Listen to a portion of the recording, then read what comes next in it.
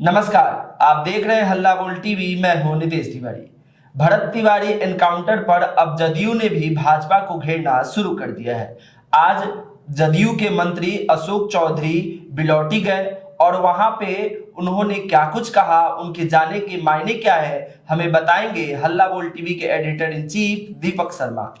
देखिए, भरत तिवारी एनकाउंटर को लेकर अब जनता दल यूनाइटेड और भारतीय जनता पार्टी में राजनीति शुरू हो गई है। जनता दल यूनाइटेड ने जिस तरह से भरत तिवारी एनकाउंटर पर अब बीजेपी को घेरना शुरू कर दिया है, इससे साफ है कि जदयू को लग रहा है कि भारतीय जनता पार्टी ने जो वोट बैंक एक समय जदयू का था उसे धीरे धीरे भारतीय जनता पार्टी ने अपने कब्जे में कर लिया। यही मौका है भारतीय जनता पार्टी से वो वोट बैंक फिर से जदयू के पास लाने का। आज 13वीं खत्म होने के 3 दिन बाद आज जनता दल यूनाइटेड के वरिष्ठ मंत्री अशोक चौधरी वहां जा रहे हैं, वहां चले गए हैं, पहुंच भी गए होंगे और यह बहुत कुछ कह रहा है। उन्होंने क्या कुछ कहा? उन्होंने सरकार को घेरा है जी। कहा है कि मैं भरत तिवारी का एनकाउंटर गलत मानता हूं और उन लोगों को भी सख्त हिदायत दी है जो भरत तिवारी एनकाउंटर को लेकर, भरत तिवारी एनकाउंटर के पक्ष में कि अच्छा हुआ, सही हुआ, इसको लेकर महापंचायत करने जा रहे थे, जिस पर आज 144 लगाकर प्रशासन ने नहीं करने दिया। उन लोगों को भी आज अशोक चौधरी ने खूब सुनाया है। अशोक चौधरी ने कहा है कि जो लोग जातीय विद्वेष फैलाने की कोशिश कर रहे हैं वो इससे बाज आए। तो अशोक चौधरी वहां जा रहे हैं, अपने पर्सनल कैपेसिटी से नहीं जा रहे हैं, वो जनता दल यूनाइटेड के नेतृत्व जो है, मतलब जनता दल यूनाइटेड का नेतृत्व कौन है? नीतीश कुमार।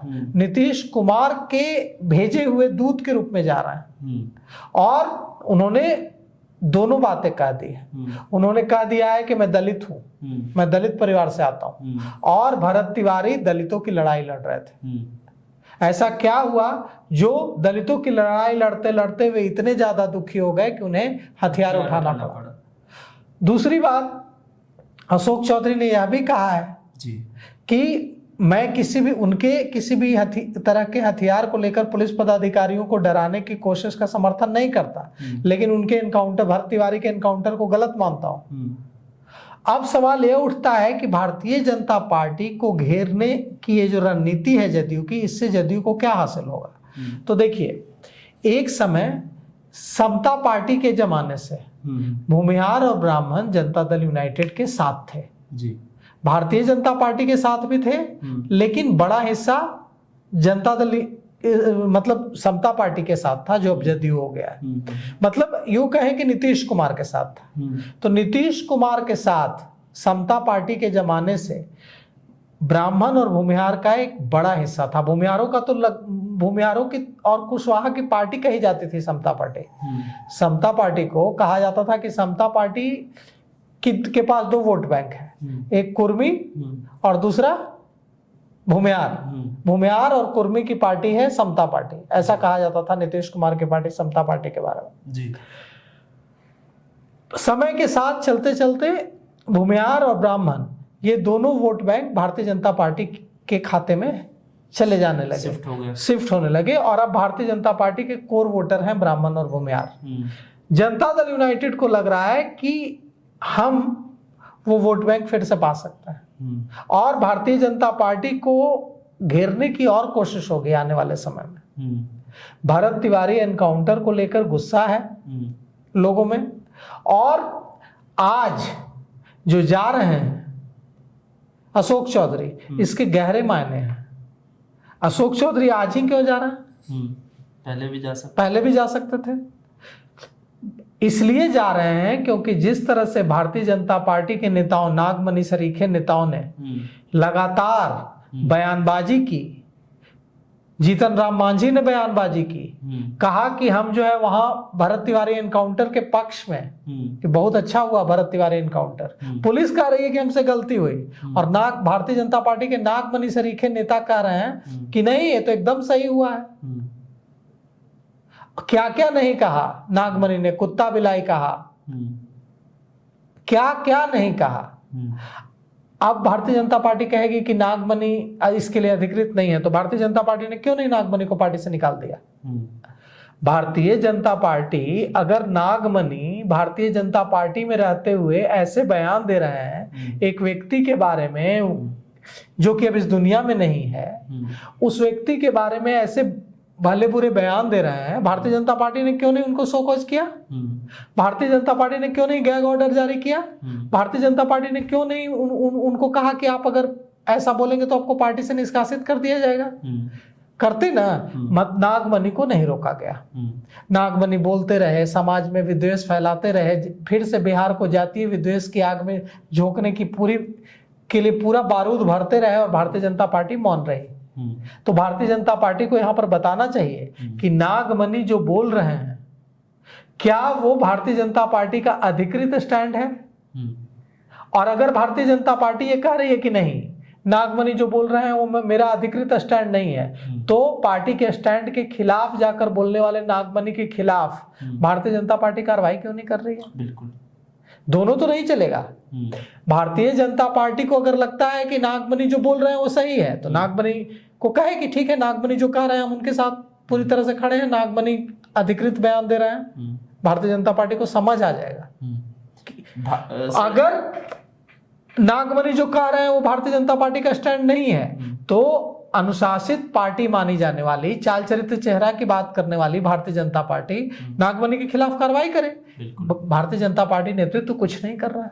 भारतीय जनता पार्टी नेतृत्व चुप्पी साधे हुए है और इस बात को बखूबी समझ रही है जनता दल यूनाइटेड, मतलब Janata Dal United party. Janata Dal United का नेतृत्व, नीतीश कुमार अब मुख्यमंत्री नहीं है, नीतीश कुमार के पास फुल टाइम पॉलिटिक्स का काम है। अब उनको बिहार के ब्यूरोक्रेसी के साथ मीटिंग नहीं करनी है, डीजीपी और चीफ सेक्रेटरी के साथ, अब वो फुल टाइम फ्री हैं। तो अब यहाँ पर एक बड़ा सवाल है, अब देखिए यहाँ पर क्या कुछ होता है, लेकिन बवाल तो जो है मचेगा। और जदयू ने एकदम दुखती रग पर भारतीय जनता पार्टी के हाथ रख दिया। भरत तिवारी के यहाँ आप जा रहे हैं, आखिर क्या ऐसी नौबत आन पड़ी जो भरत तिवारी के यहाँ जाना पड़ा आपको? देखिए, ऐसा है कि भरत तिवारी के घर जाना, क्योंकि उनकी 13वीं परसों ही खत्म हुई। किसी भी घर में मरमाहत लोग रहता है और जिस दलित पिछड़ों के लिए उसको इतना आवेश में आना पड़ा, कुछ तो बात उनकी गलत थी। अब है कि वो रिवॉल्वर, अब उनके परिवार के लोगों को कहना है कि वो ओरिजिनल रिवॉल्वर ही नहीं था, वो तो अथी वाला रिवॉल्वर था। हाँ। क्या बोलते हैं, डमी खिलौना वाला रिवॉल्वर था। तो खैर, अब जो भी परिस्थिति रहा, लेकिन किसी भी तरह से आपको पदाधिकारियों को डराने धमकाने का तो एक, लेकिन इनकाउंटर उनका गलत हुआ, जिसको मैं बार बार कह रहा हूँ। अब कुछ लोग उसको जात पात का दे रहे हैं, देखते हैं सोशल मीडिया में कि जात पात, क्योंकि हम दलित परिवार से आते हैं और 1952 से लेकर के लगातार 2000 तक हमारे और मेरे पिताजी ने जिन विधानसभाओं का नेतृत्व किया, जो रिजर्व सीटें रही, वहां पर अपर कास्ट का वोट रहा और उन लोगों ने, खास करके एक समाज जो भूमिहार ब्राह्मण समाज रहा, उन लोगों ने हमें पूरा मदद करने का काम किया। हाँ, ये बात सत्य है कि हम जिस समाज से आते हैं, दलित समाज से, उनके उत्थान के लिए, उनके अधिकार के लिए मुझे लड़ना है, मुझे करना है। और जैसे हमारे नेता ने करते रहे कि पूरा बिहार मेरा परिवार है। महात्मा गांधी ने कहा कि धर्म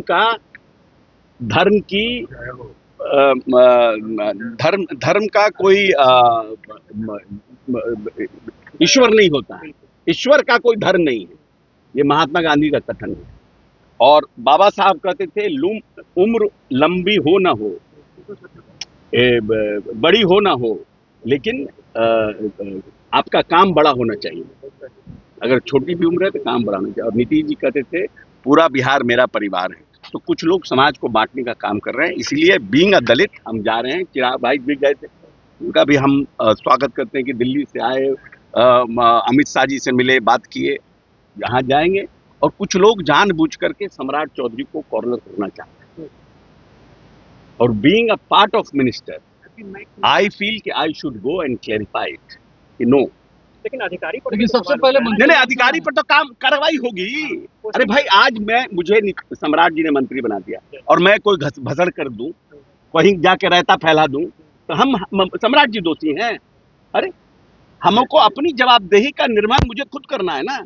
तो जो व्यक्ति वहां पर था, क्यों था बहुत अच्छी बात कहा हमारे पूर्व डीजीपी ने कि why the SDO was standing there, SDO क्यों खड़ा था वहां पर। और ये जो डीएसपी था, इसके ऊपर पहले भी मुकेश सहनी ने, उनका हमने देखा है कि मुजफ्फरपुर में 2 आदमी के इनकाउंटर में उसको 5-5 लाख रुपया जुर्माना देना पड़ा है। तो इस तरह के पदाधिकारियों को तो दंडित होना ही चाहिए। नहीं, पोस्टिंग तो उसको, और उससे क्या, अभी जब न्यायिक जांच चल रही है तो उसको तो कहीं ना कहीं पोस्ट करिएगा ना भाई, उसको तनख्वाह देना है, ऐसे बैठ के क्यों तनख्वाह देंगे, कुछ काम लेंगे। ये सब बिहार सरकार में आप एकमात्र मंत्री जो सबसे पहले जा रहे हैं, तो आप वहाँ क्लेरिफाई करेंगे कि सरकार की बिल्कुल बिल्कुल, हम अब आने दीजिए लोग, चलिए चल आइए। तो आपको ये जानकारी कैसी लगी हमें कमेंट करके जरूर बताइए, और आपकी क्या प्रतिक्रिया है हमें कमेंट में जरूर बताइए। देखते रहिए हल्ला बोल टीवी। शुक्रिया।